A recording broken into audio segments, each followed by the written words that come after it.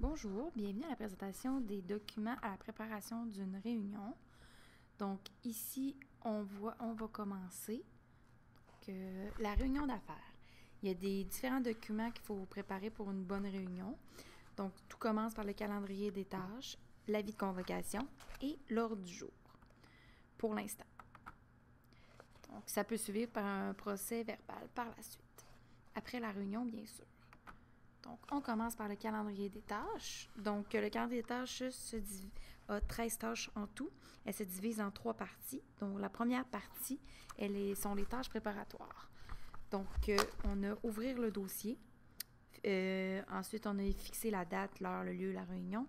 On peut réserver la salle par la suite, prévoir les matériels qui vont être requis, dresser la liste des participants avec leurs coordonnées. Ensuite, vérifier la disponibilité des participants. Toutes les tâches préparatoires se font toujours à la même date. Habituellement, toujours quand on reçoit la demande d'une réunion. Donc, voyez ici l'exemple à quoi peut ressembler un tableau avec les tâches, échéances divisées, tout simplement. Donc, on va passer au prochain, qui est l'étape du milieu, qui est la production, envoi des documents et préparation des dossiers de participants. Donc, on a préparé l'avis de convocation, soit lettre, courriel, la méthode que vous voulez. Donc, il a préparé l'ordre du jour et les documents, qui est toujours à la même date que la réservation de la salle. Donc, finaliser ensuite le procès verbal de la dernière réunion. Donc, juste les petites choses à finaliser parce que habituellement, vous l'avez déjà fait. Donc, faire approuver ensuite par les documents. Donc, on peut prévoir une journée d'après aussi, c'est le patron, il y a des imprévus la première journée. Donc, prévoir un petit délai entre parvenir les documents et les faire approuver. Donc, faire parvenir les documents par la suite, toujours penser aux petits 10 jours ouvrables avant la date prévue de la réception. On peut préparer aussi, faut préparer aussi les dossiers du participant qui est environ 1 à 2 jours avant la réunion. Donc, les dossiers des participants, ça peut être des petits cartables, des blocs-notes. Ça va être à vous de voir rendu là. Donc, ensuite, vous voyez ici le petit tableau des tâches échéances. Habituellement, c'est les 4 premières tâches, c'est souvent les mêmes dates. Les 2 dernières, c'est beaucoup plus proche de la réunion. Donc, préparer les dossiers, là, c'est un 3-4 jours avant la réunion. Ensuite, les 2 dernières tâches, c'est l'organisation de l'accueil et les dernières vérifications. Ça porte un bon titre parce que c'est les mêmes tâches. Donc, organiser l'accueil la veille de la réunion, puis faire les dernières vérifications. Choisissez si c'est la veille ou la réunion. Pour faire organiser les dernières vérifications, c'est toujours mieux une journée d'avance si jamais il y a des choses à ajouter. Ensuite, vous avez ici toujours le même exemple. Ensuite, vous avez l'avis de convocation. Donc, l'avis de convocation. On va retourner, je suis allée un peu trop vite. La lettre d'invitation, c'est une lettre d'invitation à la réunion, soit par courriel ou par lettre. Si c'est par lettre, par exemple, il faut prévoir toujours un délai par la poste. Les coûts aussi, un courriel, ça coûte moins cher qu'un timbre. Donc, vous avez le format de la lettre. Toujours un format... Oh, je suis désolée.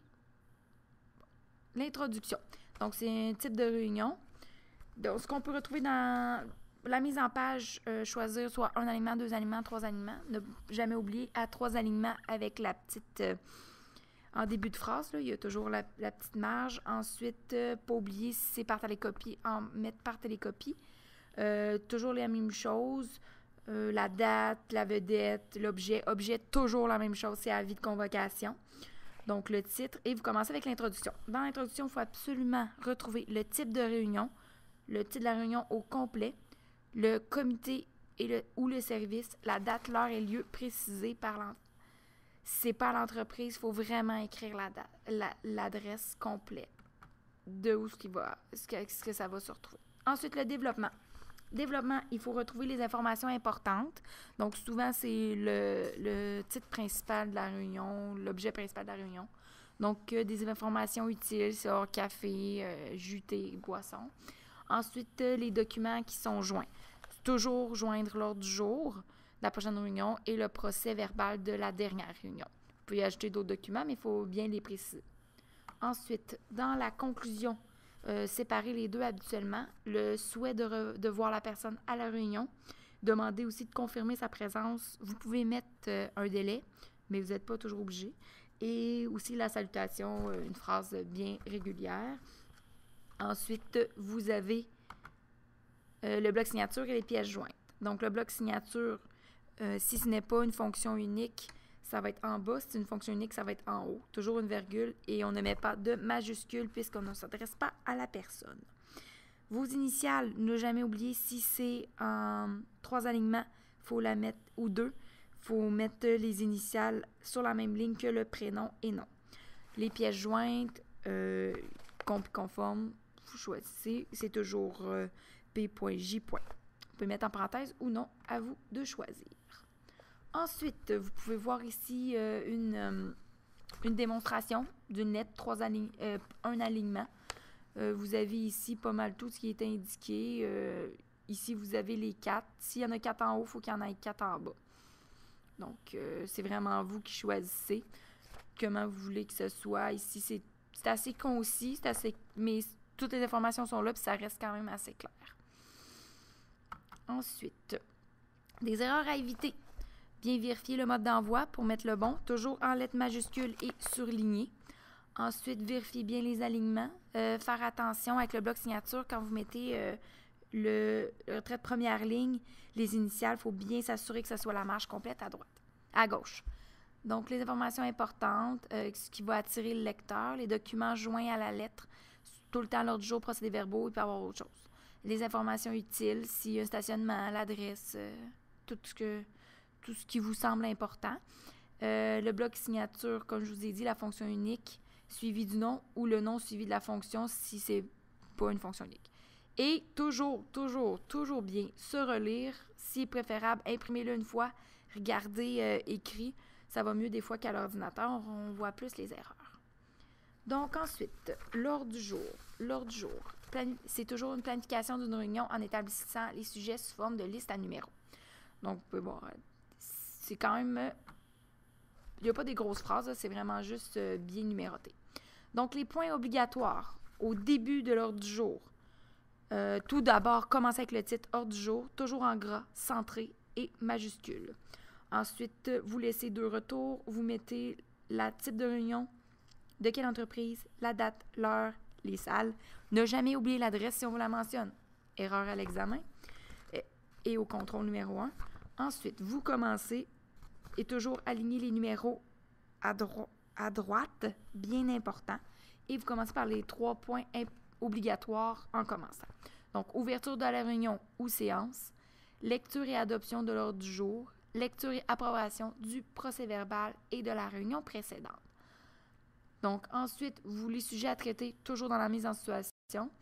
Fiez-vous à la mise en situation, comme ça, vous allez faire moins d'erreurs aussi dans les sujets à traiter. Toujours important de mettre les points-virgules et les points à la fin. Ensuite, les trois derniers points. Celui du milieu n'est pas obligatoire, celui-là, mais préférable de le mettre. Donc, questions diverses, pas obligatoire, lieu et date de la prochaine réunion, et ensuite le clôture de la réunion ou séance. Si vous choisissez réunion, mettre les 2 en haut en bas. Si vous choisissez séance, mettre le en haut et en bas obligatoire. Donc, on va voir un petit exemple d'un ordre du jour. Donc, l'ordre du jour, j'ai mis celui avec les points. Les points, ici, très important, c'est toujours en un chiffre, point, quelque chose. Il faut qu'il soit, le premier chiffre, il faut qu'il soit aligné avec la première lettre de la phrase du haut. Donc, on va continuer. Il ne reste pas grand-chose. Donc, c'est pas mal tout. Ça finit. Donc, pour la prochaine présentation, ça va être sur le compte-rendu ou procès-verbal.